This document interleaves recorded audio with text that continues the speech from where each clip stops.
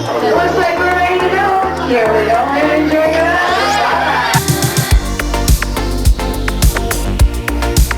It was April of 1990. A revolutionary roller coaster was ready to make its debut at Six Flags Great America in Gurnee, Illinois. This is the third one in the United States, and we just think it's going to be a great success, primarily because of the uniqueness of the stand-up feature. They called it Iron Wolf. It was a next-generation stand-up roller coaster, the creation of two engineers who formed their own design company a few years prior, Walter Bolliger and Claude Mabillard. It was the first roller coaster B&M designed from the ground up. Once aboard the coaster, riders stand but are secured in place by an over-the-shoulder and chest restraint. And that was WGN's Robert Jordan, on hand to ride Iron Wolf on its opening day. The Iron Wolf slowly climbs up a 100-foot hill, only to abruptly rocket down a 90-foot drop at speeds reaching 55 miles an hour. Iron Wolf was a hit for Great America. It led to other stand-up roller coasters opening across the country. B&M went on to become one of the biggest and most popular roller coaster manufacturers on the planet. Today, they have multiple rides at Great America, including Raging Bull, Superman the Ride, Batman the Ride, and X-Flight.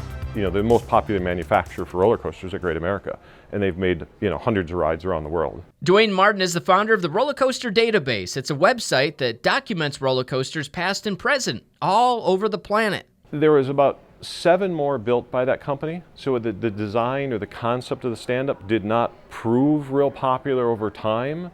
That manufacturer went on to build hundreds of more rides, so it wasn't unsuccessful. B&M, the company, is known for making smooth rides. This first one maybe wasn't the smoothest one they ever built. And that might be the big reason the stand-up coaster trend slowly faded. They just weren't comfortable. They had those clunky over-the-shoulder restraints, and then there was that unfortunately placed bicycle seat, led to a lot of grown men making noises like this. I don't know where the sounds came from, they just came out. Iron Wolf closed at Great America in 2011. It was shipped to another Six Flags park, Six Flags America in Maryland. Like many of the other B&M stand-ups across the country, the ride was converted to a sit-down coaster. So just like that, standing up on a roller coaster was all but a dead concept. Until 2023. Pipeline is the world's first surf coaster. It's pretty dynamic and incredible. JP Perillo is the head of operations at SeaWorld in Orlando, Florida. Pipeline is their newest roller coaster. It's a stand-up coaster manufactured by B&M, returning to their roots. This one's a little bit different. They call it a surf coaster. It's meant to make you feel like you're surfing along the waves. You get on the ride, it's a big surfboard. The seats move independently from the vehicle, so you're able to feel the motion of the actual track when you go. You start at a launch. Go from 0 to 60 in about 2.5 seconds, up our 110-foot hammerhead turn. Whoa! Feet are off the ground! Feet are off! Wow! Oh, yeah! Woo! That is a weird sensation! Whoa! You go about 3,000 feet throughout the entire ride before you come back to the station. Whoa! You're floating! You're floating at the thing! The 90s had their heyday with stand-up coasters. Very uncomfortable, clunky. I think the draw here is that the motion of the seats, individually moving, independent of the actual ride train itself. So you can get as much airtime as you'd like versus someone who might not like as much. It's all about how you plant your feet and you enjoy the ride.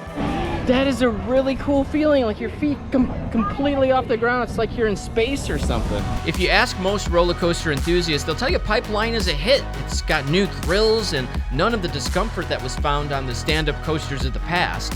But the big question, will this usher in the next era of stand-up rides? Just like B&M's first coaster Iron Wolf did so many years ago. I think we'll see more. I don't think this is going to be the only one we're going to see. Parks have built so many different rides that they want to show some options, and this is that different type of ride experience. The roller coaster will continue to evolve, but some things will never change.